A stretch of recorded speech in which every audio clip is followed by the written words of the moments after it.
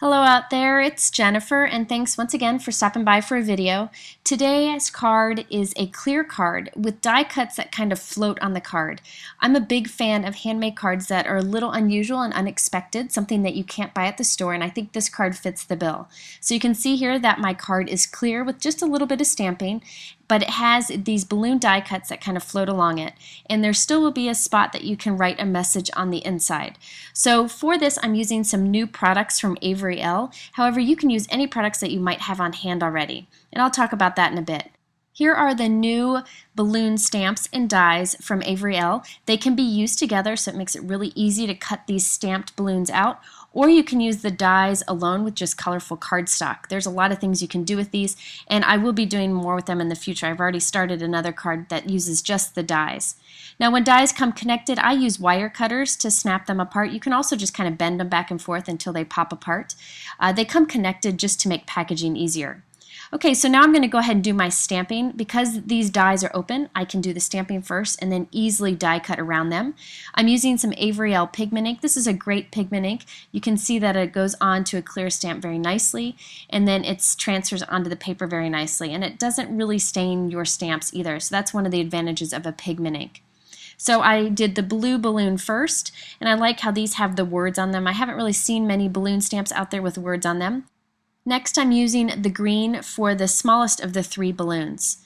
Now, I actually happen to use my three favorite of the Avery Elle inks here, my three favorite colors, but any color combination would be great for this. Now, one tip, if you ever find you have a super big stamp like this one that says happy on this large balloon, you can put a mouse pad underneath your stamping paper, and it gives a little bit of a cushion that helps to make sure that your complete image stamps on it. I don't always do that, but it seemed to help here. Okay, so now I'm going to do the die cutting. Look how easy this is to die cut with this open die. Now I am using my magnetic plate under there that works with the Big Shot or Vagabond, so I don't need to tape this in place because the die is being held in place by the large magnet in that plate. But if you don't have that magnetic plate, you could just use a little piece of painter's tape to hold that die in place as you run it through your die cut machine because you don't want it to shift.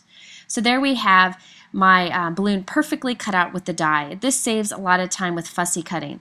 Now, I don't always buy the dies that match my stamped images, but in this case, these dies can be used alone also, so it kind of makes them more valuable to me. So I think this is one of those instances where having the stamp and the matching dies is beneficial. Now while I have my die cuts out, I'm going to go ahead and cut 3 white balloons of each size, of all 3 sizes, so I'll end up with 9 white balloons here, and that will help us assemble our clear card. So I'll explain that in a minute, but while I've got this out, I'm going to go ahead and cut 3 white balloons of each size. Okay, so now it's time to assemble our clear card. I have a clear card from Hero Arts, a clear acetate note card. You could create your own card from other acetate. You can buy some at the office supply store, but this is much thinner. That what you get at the office supply store is much thinner than the Hero Arts acetate note card, so I really think it's worth investing in those cards. And they come already cut and scored, ready to be turned into a card, nice and thick and perfectly clear. So I'm going to go ahead and add these 3 balloons to the front of my card. I'm just using my regular dry adhesive. I think dry adhesives work really well on these clear cards, but you can experiment with whatever adhesives you have. Just make sure that you put a lot on the back so they don't pop off. So there we have the front of our card. Now the problem with this is if you open it up, you'll see the adhesive on the back of these balloons, and you'll also have no place to write a message. So this is where we're going to use all those extra white balloons that we've die cut. We're going to cover all sides of our card with balloons so you don't see any adhesive and you have places to write your message. So let's go ahead and start with the front inside.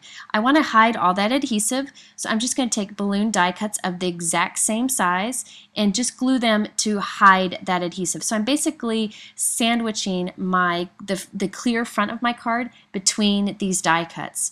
If you wanted to, you could stamp on these balloons also, but I think leaving them just plain white is perfect. You could also use colors here if you wanted to. But you won't see these die cuts when the card is closed. When you look from the front, they're all completely hidden because they're perfectly the same size. Okay, now I'm going to glue the die cuts to the back of the card. So this will be all the way on the back of the card.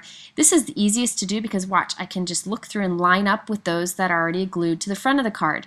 So I'm putting all 3 on the back too. This will hide the adhesive from the balloons on the inside, and it will also serve as a place where you can stamp your little handmade by Jennifer image if you wanted to. Okay, so now it's time to do the inside of the card. Again, just going to line up with the balloons that are already there, and this is where you can write your message. And look, from the front, you can't even see all those other white balloons, but there's perfect spot to write your message, and also we hide all of the adhesive. This is a really easy way to do clear cards, and it doesn't take much time at all. Okay, so now I wanted to do a little bit of stamping on the clear card. I love doing stamping on clear cards because it looks like those images are just kind of floating there. So I'm using white staz-on ink. I will be honest, with all of the staz-on inks, white is my favorite. I think it comes out nice and crisp on the clear cards. You do have to re-ink it pretty much every time you use it. That's why the staz-on ink comes with the re-inker. This is almost like a thick paint that's going on this ink pad, and it really ends up with really nice bright stamping on your clear card. Any permanent ink like staz-on or archival ink would work on these clear cards, but look how nice and bright that white ends up being. You can't use regular inks on the clear cards because they are so slick. Okay, now here's the thing. With staz-on ink, you need to use a cleaner to get it off. Don't use staz-on ink cleaner on your clear stamps because it will harm them. I use that Ultra Clean stamp cleaner from Hero Arts, and that will take off the staz-on ink and not damage your stamps. I use that stamp cleaner for all of my stamp cleaning whenever I need to give them a good cleaning. And I will have links to these products in my YouTube description and on my blog. Since we're stamping on a slick surface, you want to be sure to stamp straight down and straight up very quickly, and don't press too hard because you'll kind of slide a little bit while you're stamping. But here's a tip. Don't worry if you mess up. Just grab an alcohol swab or just some rubbing alcohol on a Q-tip, and you can rub this ink right off, and then just clean it with a baby wipe, and you'll never know that there was any stamping there. So you can clean off your clear cards if you do mess up while you're stamping. Okay, so now here's where I kind of have gone overboard. After my stamping is dried, we don't want to mess up that white staz-on. It takes some time to dry. I tied these strings on, and if you've watched my videos, I love to tie black string on the base of my balloons. You could totally skip this part if you want to and just draw them on with a black pen. However, what I'm going to do here is just do a double knot of the string, kind of lasso it around the bottom of my balloon and do a double knot. And this makes it easier because the string won't come undone, and I'm just going to try a bow now. It really doesn't take that much time. You could tie a really big bow and then just pull the ends to make them smaller, and then we'll put a little bit of adhesive on that so it doesn't come undone. So this really isn't that hard. However, if you don't want to take the time to do the string balloons, you could always draw this in with a black thin Sharpie. That works great on these clear cards, and I think it'll look great if you just drew them in if you wanted to. Also, there are string stamps on this stamp set, so you could stamp them with, like, say, black staz-on ink, and that would work also. But I just love the look of strings on my balloons, so that's why I'm doing this. So I kind of had to peel up this blue balloon to get onto the red one underneath. I didn't really plan this out as I was going, but that's okay. I'm just going to go ahead and tie this on too. Now you'll notice here I'm just going ahead and doing my bow really big. So if you watch here, my bow ends up super big, but I just pull the two ends to make it smaller and then tighten it up, and there you have your tiny little bow. You could also leave this as just a double knot without the bow, and that would save some time too. I want to make sure that these bows stay in place and don't come undone or move around. So I have my favorite liquid adhesive, the multi-medium, and I've got a piece of scrap paper, and I'm just picking up a little bit of the adhesive and putting it on the knots of my bows. This will make sure that the bows don't come undone. I'm also going to take a little bit of the adhesive and tuck it behind the bows. You can see here I'm putting a little bit behind the knots. This will keep the bows just kind of upright and looking nice, and I'm pressing it down into that adhesive with my fingernail, the back of my fingernail, and there I can be sure that my bows will stay nice even after they go through the mail. Now I did notice that this string from the red balloon should be tucked behind that green balloon, so I peeled the green balloon off just to tuck it behind there. But you won't see that black string on the inside of the card because that white balloon is on the inside, so everything will still look tidy from the inside.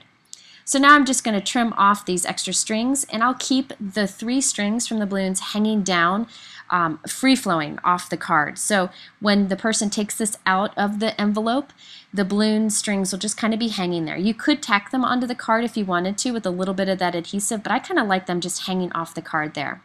And now you can see you've got the area to write your message on the inside and also put the handmade by on the back of the card. Now, I have to admit, I wanted a little bling on this card because it's such a fun birthday card, so I've got some smooth gemstones from Hero Arts. I love the smooth. They look like kind of little mirror balls. I don't know, I think they're just much nicer than the faceted gems. So I'm going to take a few of these. I put a little cut in the adhesive that connects them and just pick them up with my craft knife and just scatter them on the card. I'm only going to do a few, but I love the look of these little blings kind of floating on the clear card. You could also use sequins here with a little bit of that multi-medium adhesive. Anything really goes. So there you have a clear card with die cuts. You could put any kind of die cuts on the front of a clear card and just line them up with some plain ones on the back and the inside also. It's a great way to make a super unique card. So if you're interested in these products, I always link them below in my YouTube description. And I also will have much more information over at my blog at jennifermcguireinc.com. Thanks so much for watching, and if you found this video helpful, please give it a thumbs up because that lets YouTube know that you want to see more. Thanks so much, and we'll see you again next time.